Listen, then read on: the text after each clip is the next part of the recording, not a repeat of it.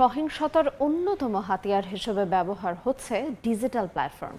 ভুক্তভোগীর বেশিরভাগই নারী, আর জরিপের তথ্য বলছে 89% নারী অনলাইন সহিংসতার শিকার। তবে অভিযোগ করেন না 75%। সাইবার সহিংসতা রুখতে এসব প্ল্যাটফর্মে নজরদারি বাড়ানো এবং আইনের কঠোর প্রয়োগের তাগিদ বিশ্লেষকদের। শফিকুজ্জামান রুবেলের রিপোর্টে থাকছে বিস্তারিত। কিছু অশোভন মন্তব্য, কিছু আপত্তিকর শব্দ, কিছু কটুবাক্য অনেক সময় এলোমেলো করে দিচ্ছে অনেকের সম্ভাবনাময় জীবন। আলোকিত পৃথিবী মুহূর্তে হয়ে উঠছে বিষাক্ত। অযাচিত এসব কারণে হতাশা আর আতঙ্ক ঘিরে ধরে চারপাশ থেকে। এসবের বেশিরভাগই ঘটছে সামাজিক মাধ্যম ঘিরে। মানুষের যাপিত জীবনে এক গুরুত্বপূর্ণ অনুষঙ্গ এখন সামাজিক মাধ্যম, কিন্তু প্রায় দেখা যায় সামাজিক যোগাযোগ মাধ্যমকে অনেকেই ব্যবহার করছেন বাছবিচারহীনভাবে। মত প্রকাশের নামে অন্যের অধিকার হরণ করা হচ্ছে, কখনো কখনো করা হচ্ছে রুচিহীন ব্যক্তিগত আক্রমণ। লাইভ বয় কিনে কল দাও টোল ফ্রি নম্বরে, আর এক নিঃশ্বাসে গোল বলে জিতে নাও ফিফা বিশ্বকাপ 2026 এর এক্সক্লুসিভ পুরস্কার। সোশ্যাল মিডিয়াতে কিছু ছাড়ি না, আমি আমার ছবিও ছাড়ি না, আমি আমার ফ্যামিলির কিছুই ছাড়ি না, কারণ আমার এগুলো রিভিল করতে ভালো লাগে না। পজিটিভ কোনো বিষয়টাকে জাস্ট জিনিসটা পজিটিভ, কিন্তু মন্তব্যগুলো সব নেগেটিভ। নাগরিক অধিকারের দোহাই দিয়ে বর্তমানে সহিংসতার বড় হাতিয়ার হিসেবে ব্যবহার করা হচ্ছে সোশ্যাল মিডিয়া।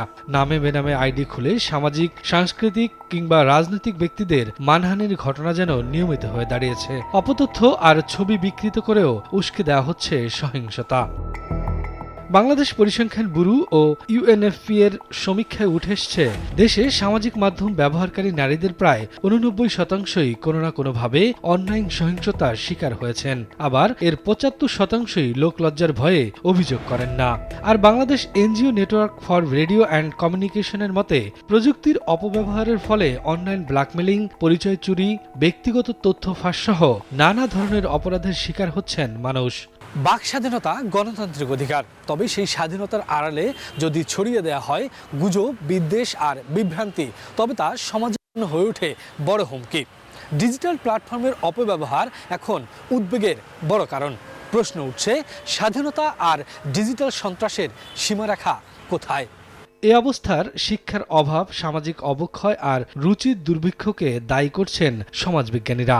এই যে সমাজে যে অবক্ষয়, এই প্রক্রিয়ার থেকে উত্তরণের একমাত্র পথ হচ্ছে আইনের শাসন কায়েম করতে হবে। সেই সাথে আমাদেরকে মূল্যবোধের চর্চা করতে হবে এই স্কুল থেকে, তাইলে এটাতে একটা উত্তরণ ঘটবে, নাহলে কোনো উপায় নেই।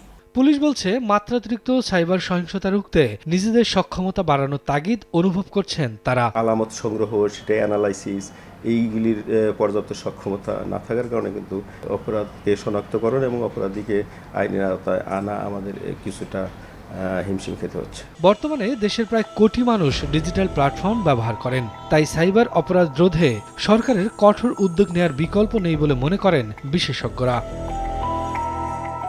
শফিকুজ্জামান রুবেল, সময় সংবাদ, ঢাকা।